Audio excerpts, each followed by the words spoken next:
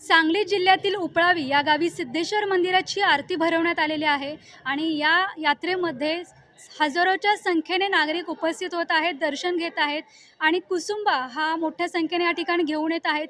नक्की कुसुंबा काय आहे हे जाणून घेऊयात। आपल्यासोबत गावकरी मंडळी आहेत आणि पुजारी देखील आहेत। कुसुंबा हा नक्की प्रकार काय आहे आणि तो कशापासून बनवला जातो?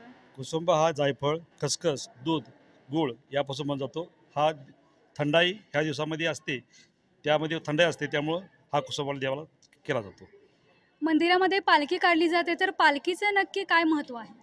साधारणतः सायंकाळी 7 वाजता मंदिरामधून श्रीची पालखी निघते आणि गावामध्ये भाविक त्याचे अगदी मनोभावे पूजा करतात आणि गावाला प्रदक्षिणा घालून पालखी मुख्य चौकामध्ये विराजमान होते। तिथून गुलाल खोबऱ्याची उधळण करून भाविक अगदी मोठ्या प्रमाणात भावनेनं त्याचे उत्स्फूर्तपणे स्वागत करतात। अगदी जल्लोषात चांगोलाच्या गजरात पालखी 10च्या आत मंदिरामध्ये दाखल होते। हजारोच्या संख्येने इकडे भाविक दर्शन घेण्यासाठी येत आहेत, तर त्यांची सोय कशा पद्धतीने करण्यात आली आहे? सिद्धेश्वराची यात्रा अलीकडं मोठ्या स्वरूपात भरत आहे। उन्हाळ्याचे दिवस असल्यामुळे सगळ्या शाळकरी मुलांना सुद्धा सुट्टी असते आणि परगावी असणारी मुलं असतील, माहेरवासनी असतील, गावातील ग्रामस्थ असतील, मोठ्या संख्येने या ठिकाणी उपस्थित राहतात। गावातील परिसरात सुद्धा ग्रामस्थ मोठ्या संख्येने या ठिकाणी उपस्थित राहतात। त्यांच्या सगळ्यांच्या दृष्टीनं, आरोग्य दृष्टीनं ज्या ज्या सुविधा पुरवता येतील त्या आम्ही पुरवण्याचा प्रयत्न करत असतो। पिण्याच्या पाण्याचा प्रश्न असू दे, राहण्याची सोय असू दे, सगळी ग्रामस्थांच्या वतीनं आणि या देवस्थान कमिटीच्या वतीनं होत असते आणि अतिशय मोठ्या स्वरूपात ही यात्रा आता होत आहे।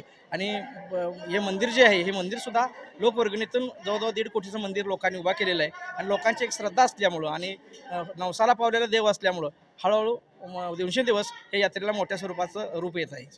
कोणकोणत्या कार्यक्रमाचं आयोजन करण्यात आलेलं आहे? या ठिकाणी सांस्कृतिक कार्यक्रमाचे आयोजन केलं जातं। कलापथक असू दे, तमाशा असू दे, त्यानंतर लावणी असू दे, कुस्त्याचं जंगी मैदान असते, बैलगाड्या शर्यती असतात, त्यानंतर सायकल शर्यती असते आणि वेगवेगळे जे मनोरंजनाचे कार्यक्रम आणि मर्दानी खेळ सुद्धा या ठिकाणी आयोजित केले जातात।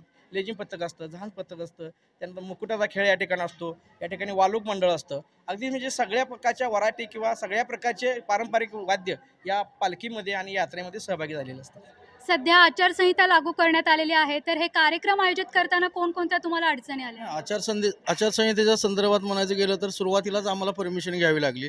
ज्यावेळेला सक्त आचारसंहिता चालू आहे, त्यामुळं परमिशन घेताना पण बऱ्याच अडचणी आल्या आणि आम्ही शर्यतीचा भाग ठेवलेला होता, बैलगाडी शर्यत, पण बैलगाडी शर्यतीला आम्हाला तिथं हे मिळालं नाही, परमिशन मिळाली नाही। त्यामुळे आम्ही बैलगाडी शर्यत कॅन्सल केली आणि मनोरंजनाचे जे कार्यक्रम आहेत ते रात्री 10पर्यंत आचारसंहिता असल्यामुळं रात्री 10पर्यंतच आम्ही करतो आणि 10 नंतर पूर्णपणे गाव शांततेत राहतं आणि कोणत्याही प्रकारचा दंगा धोपा न होता आमची यात्रा एकदम गुण्यागोविंदानं दरवर्षी वाढतच जाते।